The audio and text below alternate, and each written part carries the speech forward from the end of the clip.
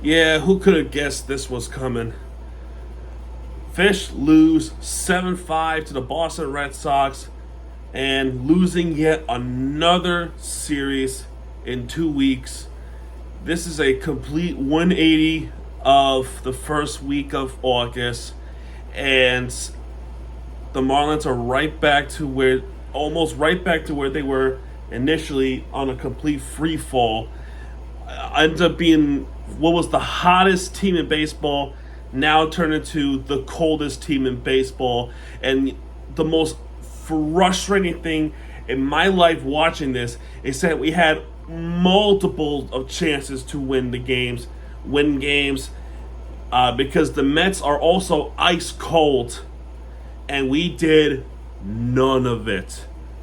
We did none of those things, and now I fear that the Mets are going to be hot again because they have just won the game against the Mariners, and that is awful. It is awful showing by the Marlins. It just felt like they have nothing to show for at all. This team is weak again, or they're playing like this on purpose for the sake of, still trying to continue the rebuild. Maybe pissed off the fact that they were not able to trade some of the players that they were valuable enough to go. I don't know. Or maybe, just maybe, we have an incompetent manager that doesn't know how to manage the game of baseball, who relies heavily on analytics, which is complete bullshit.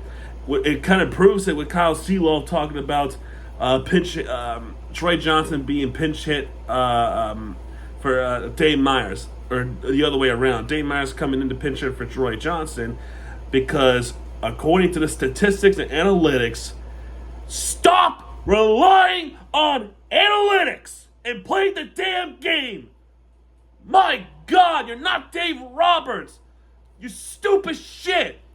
My goodness, I have no respect for him no more. You continue to rely on analytics every fucking game. Just fucking coach the game. My God, man. Man, are you that dense? Jesus Christ, man. First off, I don't know what to say. Quattro was awful. Only pitched 3 2/3 of an inning. And the bullpen was left to do the dirty work. The Marlins' best inning was ironically the 9th inning. They scored 3 runs in that inning, which, where the hell was that all game long? But even then, what the hell, what difference would that make? What difference does that make? Honest to God, man. Like, I swear.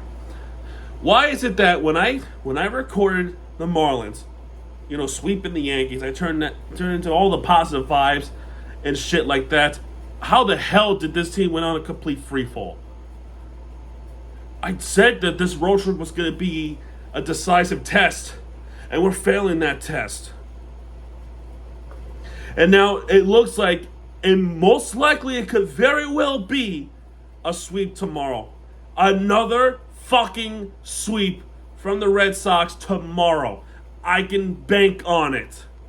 It's going to happen. And I know it's going to happen because knowing the Marlins, who played in the Fenway through years and years and years and years, they always get swept in that ballpark. The one time they didn't lose, we ended up sweeping the Red Sox. However, a year later, the Red Sox ends up sweeping the Marlins at Low Depot.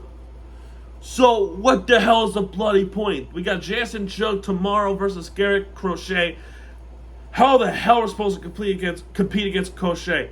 13-5 of the season with 2.48 ERA with 110 WHIP, 188 strikeouts. My God, how the hell are we supposed to compete against that tomorrow afternoon? We're gonna get swept tomorrow. I'm calling it. We're gonna get swept tomorrow, and this whole road trip we end up only winning 2 games. Is not good. And I bet this baseball team can't wait to go home. Because we got the Cardinals at home. Then we got the Blue Jays. By the way, a red-hot Blue Jays team. Oh, and the Atlanta Braves before flying to New York. Great. Just great.